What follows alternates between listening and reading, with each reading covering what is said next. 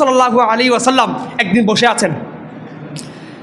আল্লাহ রসুল সাহাবীদেরকে বললেন, এ সাহাবায়ে কেরাম, এখন একজন ব্যক্তি মসজিদে নববীর মধ্যে প্রবেশ করবে যে হলো সরাসরি জান্নাতি, বলুন সুবহানাল্লাহ। আল্লাহ রসুল যার জান্নাতের সার্টিফিকেট দিয়েছেন, দুনিয়াতে আর রদ করার কেউ আছে? কোনো ক্ষমতা কারো? কারণ সুপারিশ করার দায়িত্ব কে দিয়েছেন? আল্লাহ।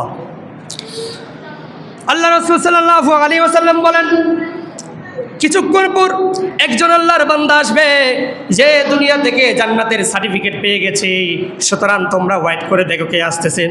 দেখা গেল একজন ভদ্রলোক বিসমিল্লাহ করে প্রবেশ করে জিকির করে করে ওই মসজিদে নববীর মধ্যে ঢুকতেছে, সুবহানাল্লাহ।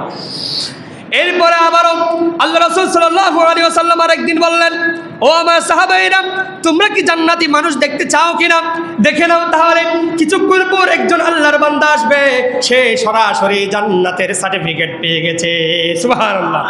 দেখা গেল সেইভাবে পূর্বের যে মানুষটা এসেছে ঠিক ওই সাহাবীটা ওই মুহূর্তে আসলো, সুবহানাল্লাহ।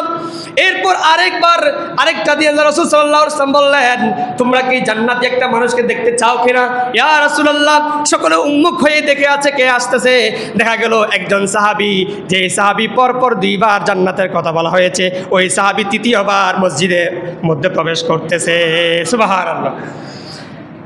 একজন সাহাবী টেনশনে পড়ে গেল, কিরে আমরা নবীজির চেহারা মুবারকে দেখে দেখে সবসময় হাদিস শরীফ সংগ্রহণ করে করে ব্যস্ত থাকি, তারপরেও আমাদের কাউকে বলে নাই জান্নাতি।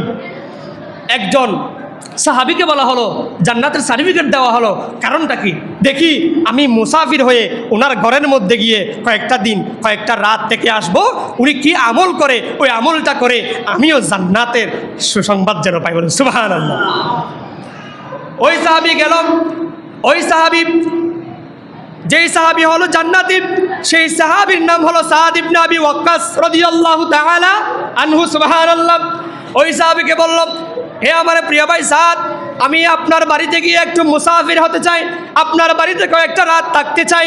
উনি গেল, দেখা গেল সারা রাত উনি থাকলো। দেখা গেল ওই সাদ ইবনে আবি ওয়াক্কাস রাদিয়াল্লাহু তাআলা আনহু, ওনার জীবনে 5 ওয়াক্ত নামাজ কখনো কাজা হয় নাই, সুবহানাল্লাহ। ওই 3টা রাতের মধ্যে কোনো নামাজ কাজা নাই। উনি এই পাশে ফিরলে দেখা যায় সাদ ইবনে আবি ওয়াক্কাসের ঠোঁটগুলো মুবারক গুলো নাড়তে থাকে, আল্লাহর জিকিরের মধ্যে থাকে, সুবহানাল্লাহ। আবার এই পাশে যখন ফিরাই চোখ বন্ধ, কিন্তু সাদ ইবনে আবি ওয়াক্কাসের ঠোঁটগুলো নড়তেছে, আল্লাহ আল্লাহ আল্লাহ, লা ইলাহা ইল্লাল্লাহ, লা ইলাহা ইল্লাল্লাহ, সুবহানাল্লাহ, আলহামদুলিল্লাহ, আল্লাহু আকবার। এই তাসবিহগুলোর মধ্যে আছে। যখন তাহাজ্জুদ নামাজের সময় হলো, সাদ ইবনে আবি ওয়াক্কাস উঠে তাহাজ্জুদ নামাজ আদায় করে নিলেন, সুবহানাল্লাহ। এরপরে ফজরের নামাজের সময় যখন হলো, ফজরের নামাজ পড়লেন, পুরা দুনিয়াদারি সবগুলো ঠিকঠাক মতো করলেন, অতিরিক্ত তেমন কোনো আমল দেখে নাই। ওই সাহাবী আশ্চর্য হয়ে গেলেন, হে আমার সাদ ইবনে আবি ওয়াক্কাস, আমি আল্লাহ রাসূল সাল্লাল্লাহু আলাইহি ওয়াসাল্লাম দরবার থেকে আপনার নামে জান্নাতি হওয়ার একটা সার্টিফিকেট পেলাম। সেটা হলো পরপর 3 বার আল্লাহ রাসূল সাল্লাল্লাহু আলাইহি ওয়াসাল্লাম আপনাকে দেখিয়ে দিয়ে বললেন, এই লোক হলো দুনিয়া থেকে এই জান্নাতি, সুবহানাল্লাহ। কারণটা কি? আমি তেমন তো কিছু দেখলাম না। আপনি 5 ওয়াক্ত নামাজ পড়েন, আবার আল্লাহর তাকবীর তাহলিলের মধ্যে সবসময় জিকির আজকারের মধ্যে ব্যস্ত থাকেন, এই ছাড়া তো তেমন কোনো স্পেশাল আমল নাই।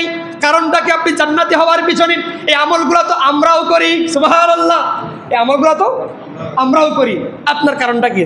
তখন ওই সাদ ইবনে আবি ওয়াক্কাস রাদিয়াল্লাহু তাআলা আনহু চিন্তা করতে করতে বলা শুরু করে দিলেন, ও আমার ভাই, আমার জীবনে একটা হয়তো আমল, ওই আমলটা আল্লাহর দরবারে কবুল হয়েছে, সেটা হলো আমার অন্তরের মধ্যে কোনো হিংসা নাই, সুবহানাল্লাহ। অন্তরের মধ্যে কি নাই? নামাজ পড়ে, কালাম পড়ে, দুনিয়াদারি সব কিছু করতেছে, কিন্তু কাউকে অন্তর থেকে হিংসা, সকলকে আল্লাহ রাসূলের স্বার্থে মহব্বত করে, সকলকে আলিঙ্গন করে। সেজন্য এই ইয়া সাদ ইবনে আবি ওয়াক্কাস, এই আমলটার কারণে হয়তো আল্লাহ রাসূল আপনাকে জান্নাতের সার্টিফিকেট দিতে বলেন, সুবহানাল্লাহ।